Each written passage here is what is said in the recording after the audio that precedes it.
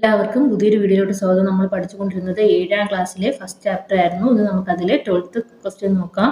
Grey headed albatross have a roughly 7 feet wide wingspan. They are known to migrate across several oceans. Albatross can cover about 900 to 1000 km in a day.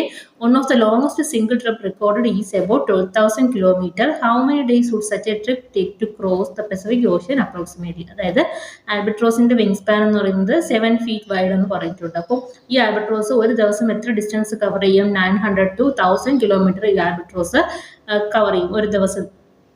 അത് ഏറ്റവും കൂടുതൽ ദൂരം cover ചെയ്ത distance എന്ന് പറയുന്നത് 12,000 kilometre വരെ അത് travel ചെയ്യുമെന്നാണ് പറയുന്നത്. അപ്പോൾ ഈ 12,000 കിലോമീറ്റർ എത്ര ഡേയ്സ് കൊണ്ടാണ് കവർ ചെയ്തതെന്നാണ് നമ്മളോടുള്ള ക്വസ്റ്റ്യൻ. അപ്പോൾ ഇവിടെ അത് 900 കിലോമീറ്റർ ടു 1000 കിലോമീറ്റർ വരെ ട്രാവൽ ചെയ്യുമെന്നാണ് പറഞ്ഞിട്ടുള്ളത്. അപ്പോൾ നമ്മൾ രണ്ടും കാൽക്കുലേറ്റ് ചെയ്യണം. അപ്പോൾ ടോട്ടൽ 12,000 കിലോമീറ്റർ സഞ്ചരിക്കാൻ എത്ര ദൂരം എടുത്തു എന്ന് അറിയാൻ വേണ്ടി നമ്മൾ എന്ത് ചെയ്യണം?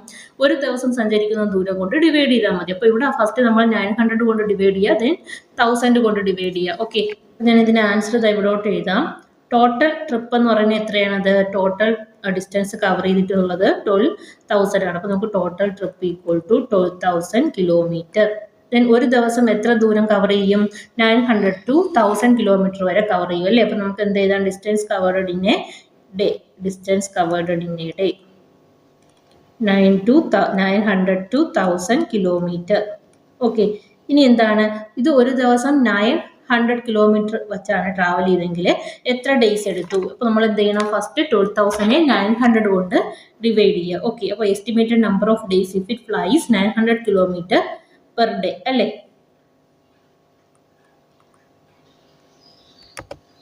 ഓക്കെ, അപ്പോൾ 900 കിലോമീറ്റർ വെച്ചാണ് ഒരു ദിവസം അത് ഫ്ലൈ ചെയ്തിരുന്നെങ്കിൽ നമുക്ക് എന്ത് ചെയ്താൽ മതി?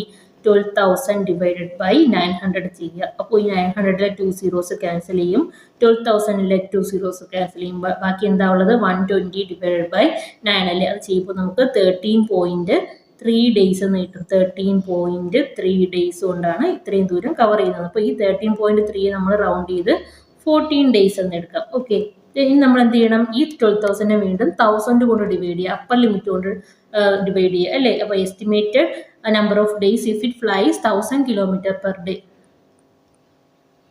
1000 ഡിവൈഡഡ് ബൈ 1000. അപ്പോൾ ഇവിടെ എന്ത് ചെയ്യും? 3 സീറോസ് കട്ട് ചെയ്യും അല്ലേ? ബാക്കി 12 ഡേയ്സ് എന്ന് കിട്ടും.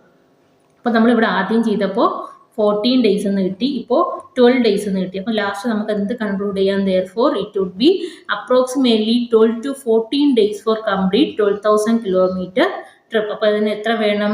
12 to 14 days to complete the trip അല്ലേ?